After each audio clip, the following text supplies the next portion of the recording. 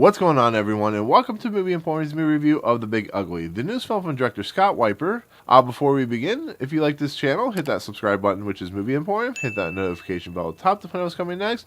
Hey, if you like this video, cool, hit that like button, as well as comment below on any video that you watch, including this one. So The Big Ugly is the story of some London mobsters, as well as some people from West Virginia, getting together to strike an oil deal. The London mobsters are played by, of course, Vinnie Jones and Malcom McDowell. They have a couple of girlfriends that come with them. And on the other side, West Virginia, we have Ron Perlman and Bruce McGill, who play the people that are striking the deal for the oil reserve. And in the process, they're trying to launder money between the two, trying to, as they do, make themselves rich and whatnot. And an incident happens to Vinnie Jones's girlfriend that involves Ron Perlman's son, who's named Junior. And basically, it becomes a revenge tale. It becomes a tale of retribution. And yeah, it's that type of movie. Now, we've seen this movie a billion times before. It's a movie that follows similar tropes, but it's a movie that has Vinnie Jones in it, so you expect it to be a fun action film.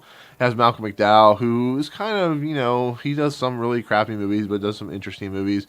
And it has Ron Perlman in it, as well as Bruce McGill, so I'm really excited by it. But with that said, this is the type of movie that if you were to go to Blockbuster back in the day, or in Hollywood Video back in the day, if you were my age, or, someone who remembers that, you would have a title like The Patriot. Perfect Storm up on the wall, and there would be hundreds of video copies of that film. And then you would see in the little corner of your eye a film that maybe have 40 copies, 30 copies, called The Big Ugly. And you'd be like, oh, I've never heard of that film before. Well, there's a reason for that, because in order to get this big-ass title, you have to get that smaller title to, keep the studios happy. So that's what this movie is. It's a movie that got put on VOD. It was in the drive-in theaters and stuff like that. But it's a movie that you just kind of pick off the shelf because it has name actors in it. And this movie was $7 on VOD. It looked interesting, so I thought I'd check it out. And to no surprise, the movie's not good. It's actually pretty terrible.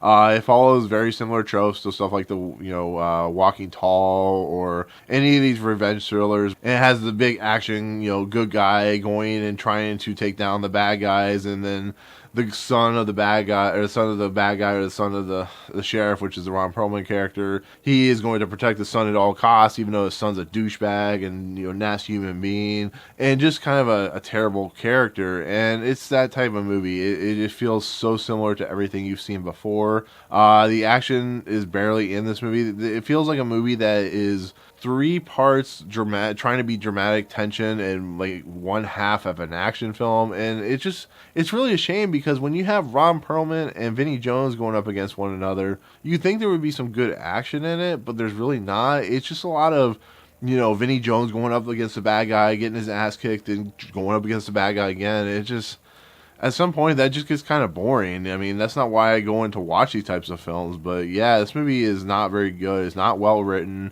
not well directed. It's ugly to look at. It really does feel like a paycheck movie. I don't know what the budget is, a few $1 million probably, and I'm sure most of that went to the actors. I do feel like that Malcom McDowell and Vinnie Jones are starting to trap themselves in the VOD market, which is kind of a shame, because Vinnie Jones had that really great trajectory where he was doing some really great gangster projects and some fun projects and stuff like that. And Malcom McDowell's been around since like the 60s, 50s or whatever, so he's been around forever. And it just feels like they're kind of pushing themselves in that market. And it's the same thing with Ron Perlman. Like, he does every once in a while, he'll do like a Guillermo del Toro film or some kind of, bigger budget movie, but then he puts himself in this type of stuff, and it just becomes really nonsensical. And then you have all these other actors that are just in there because they want to give themselves a filmography and some credibility in the market of trying to become a bigger actor. And like I said, Bruce McGill is at his point in his career where he just does whatever he does. And I like Bruce McGill. I think he's a fun actor, but it's just like, why do you keep doing these types of films? But like I said, it's a paycheck film, so whatever. But like I said, the set pieces are boring, the action's boring, the movie's just boring.